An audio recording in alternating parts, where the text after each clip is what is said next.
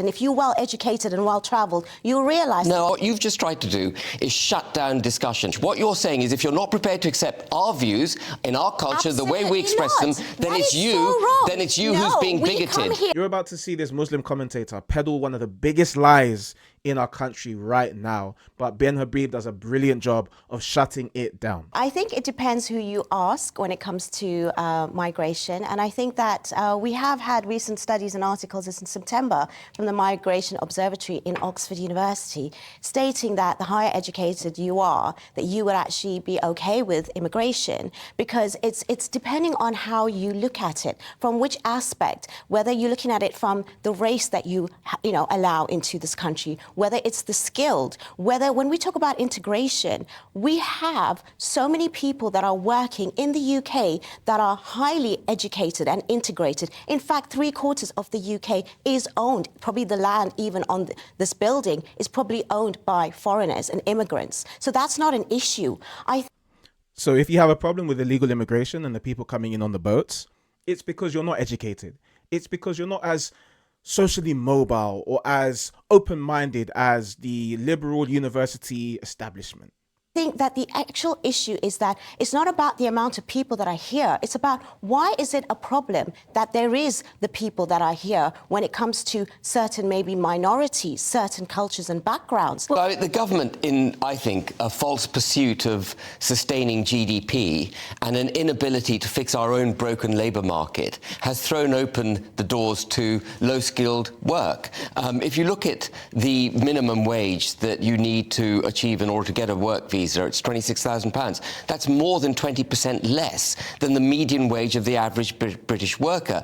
So the effect of that is effectively to undercut British workers, keep a lid on wages, give British workers who are already being taxed to hell with a government that's effectively bust, no real incentive to come to work because they don't get adequately paid. We are operating a third world economic, low-skilled economy. There's no impetus for upskilling, for automation, for moving the economy from that sort of low-skilled base into what we should be. That's not an immigration problem. I think it's about just people in generally who are not really willing to work. At the end of the day, we have a lot of people that want to come here to build their lives. They actually don't want to leave their homes. They don't actually choose to. We're not talking... No.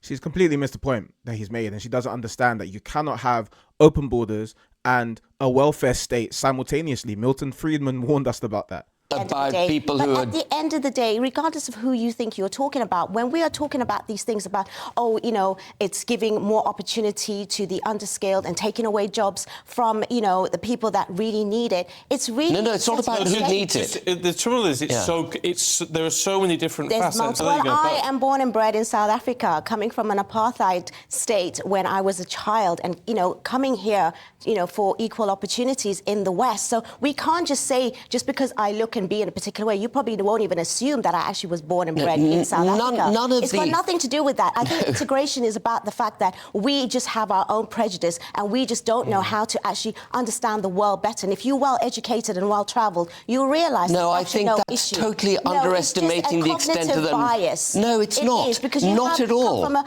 particular thought and frame of mind, then you were obviously going to say, and this is, you know what, this is how it and this is where the whole point about interacting with other cultures is for diversity of thought. And what you've just tried to do is shut down discussion. What you're trying to say is, if you're not prepared... Can I finish? What you're saying is, if you're not prepared to accept our views in our culture, the way we express them, then it's you who's being bigoted. We come here and we abide by the law of the land. No one's saying it's got to be our way. But no one... I think she's genuinely debating herself because she's not understanding the points that Ben Habib is making and then responding to them directly. It's like she's got the leftist pro-mass immigration, pro-illegal immigration script and she's reading it verbatim.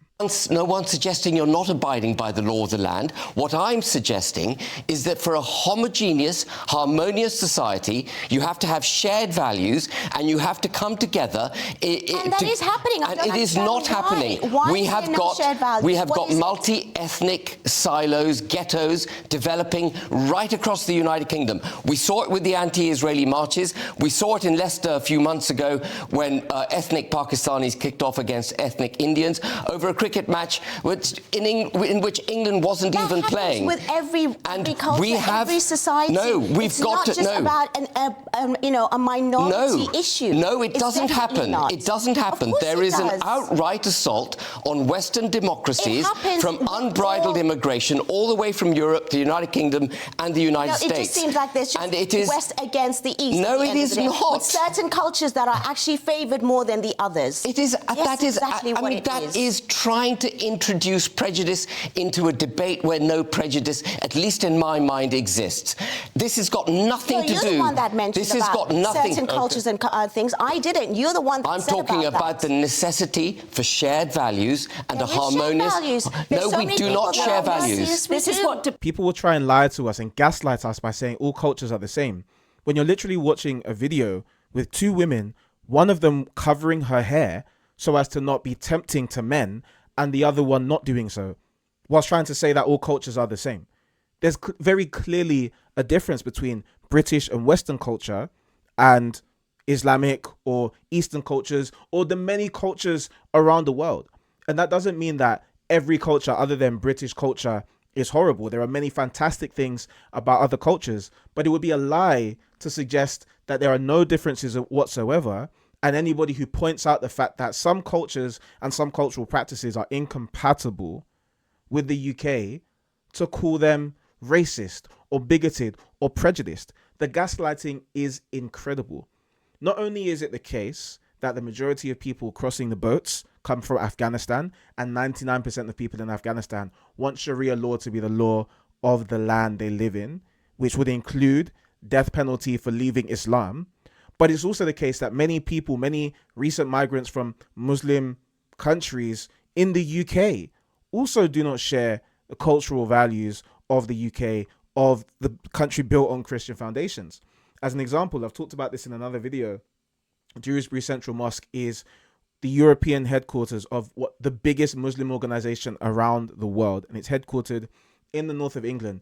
And if you go there, women cannot enter the mosque because it's male only.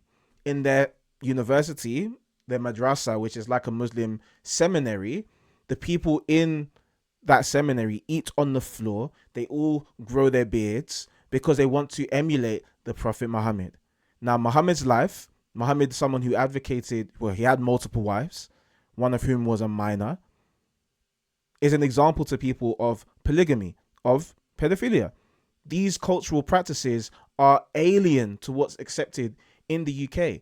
And we should be able to have this discussion without people lying to us and gaslighting us, saying it's only because you're uneducated. It's only because you don't travel around as much. Don't be ridiculous. Those tricks will not work around here anymore. We should be proud of our culture. We should be proud of the Christian heritage that we've inherited. We should continue welcoming people. I'm a beneficiary of the welcome of this country. My family and I have been welcomed here wonderfully. I was born here. I'm proud to have been born in the UK. But we need to see Britain as a country worth protecting. And unfortunately, the people who've been setting our immigration policy, who've been leading us for so long, don't seem to believe that, which is why we need to hold them to account.